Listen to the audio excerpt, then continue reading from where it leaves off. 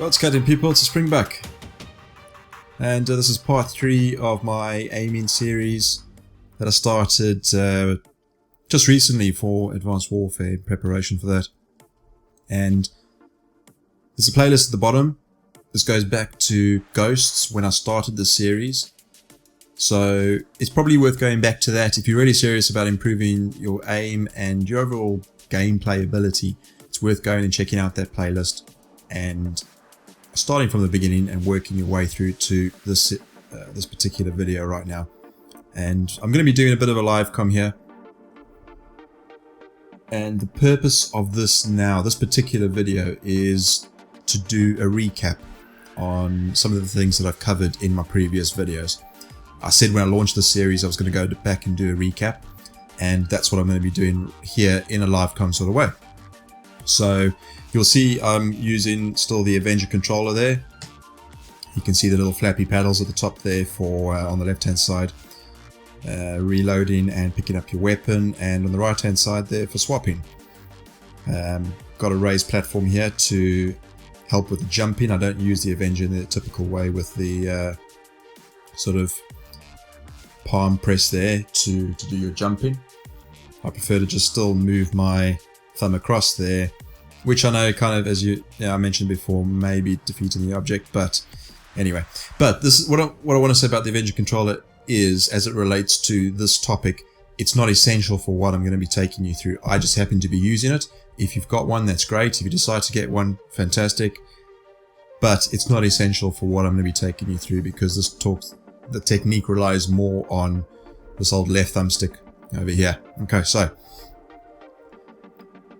what I'm doing now is I'm going to hop into a game here that I've set up, just a little private match, just to demonstrate the actual technique for aiming, because Advanced Warfare, it arrives tomorrow. I can't actually believe it.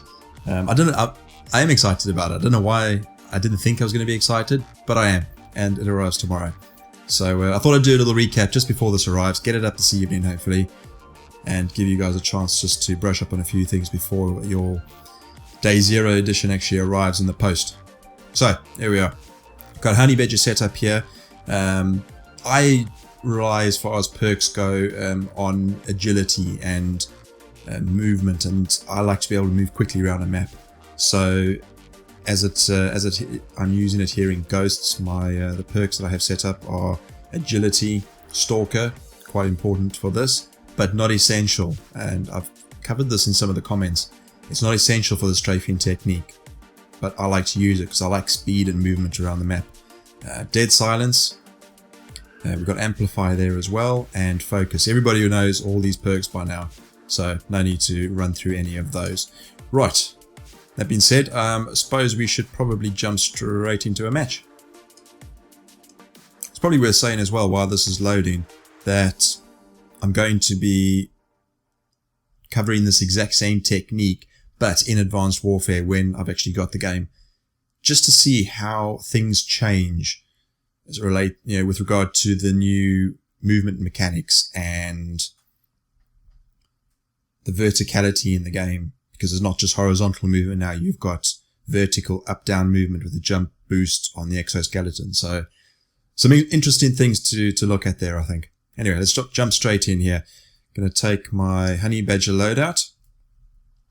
So what is this technique in a nutshell? It's about strafing. It's using the left thumbstick over here to move left and right and adjust your aim. If we look at a tree here, it's about doing the strafing left and right to get on target, instead of right thumbstick, which gets you aiming all over the place.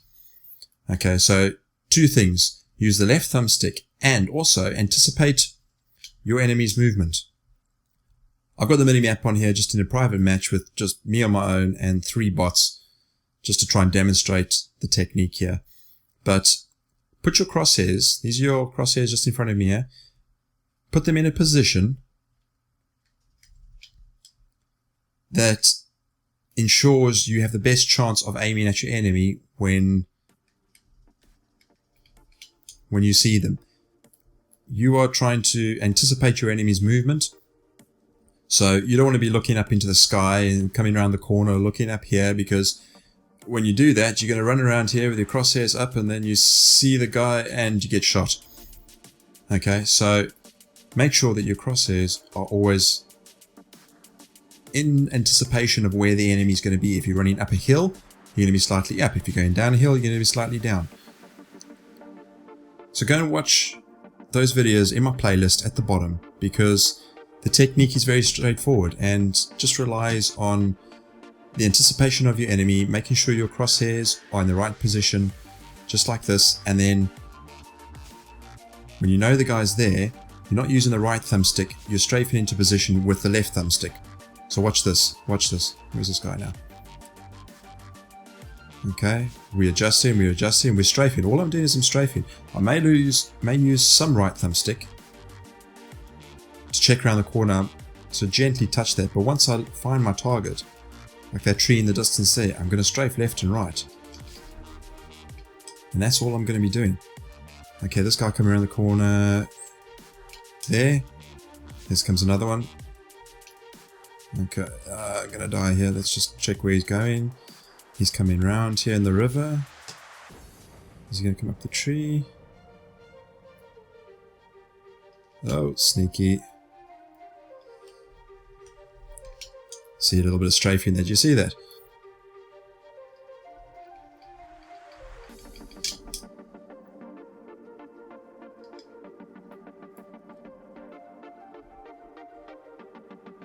So I will of course use right thumbstick, but it's only slight adjustments. All I'm doing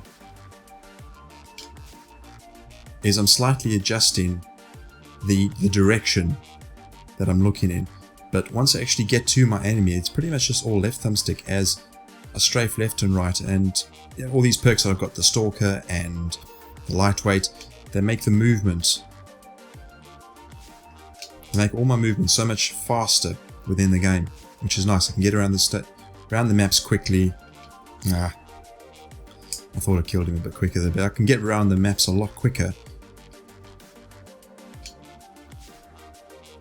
Where is he? Where is he? And as soon as I see my enemies, all I'm doing is just moving on with the left, strafing into position. So I came around the corner there, I see him, and I move left, right, and this also helps you, check that, you can duck in and out of cover quickly as well with this technique, because you can be going around like this, and you come around the corner, and I don't actually run around the corner, alright, I will strafe out from behind, and then I can quickly duck in and out if I need to. So that's about using cover effectively. Okay. I know somebody's there. You don't want to be just running out round the corner. You're making sure that you've got plenty of cover. So if you come around the corner here, you might be looking there. Oh, there's somebody there. You can quickly duck in and out of the strafe technique, moving in and out of cover nicely, helping to protect yourself. And the same goes for this one here. So if we come around this corner here, we know there's a guy just around here. I'm not just going to run out round the corner there. I can strafe out. There you go. If he happened to be shooting at me, I'd be able to strafe back into cover quickly. So I'm helping to protect myself there. And that's the great thing about this technique. It isn't just about the aiming. It's also helping you evade the enemy shots. Oh, here comes another one, right? Okay, so, you know, like this, for example. In and out of cover, in and out of cover. We know there's a guy there. Where is he? Where is he? Where is he? He's moved around this way. There he is. So it's using all the bits and pieces on the map, all the obstacles as cover as you strafe in and out. So you're able to lock onto your enemy and also duck in and out of cover quickly without getting shot. Okay, so remember, crosshairs. Keep your crosshairs in the right position there in anticipation of the enemy. Make sure you are stepping around obstacles, not running around them, but strafing out from them as cover, so you can quickly duck in and out if you need to. If you suddenly realize that you're getting, oh shit, guy behind me. If you realize you're getting taken out, you can quickly duck back into cover.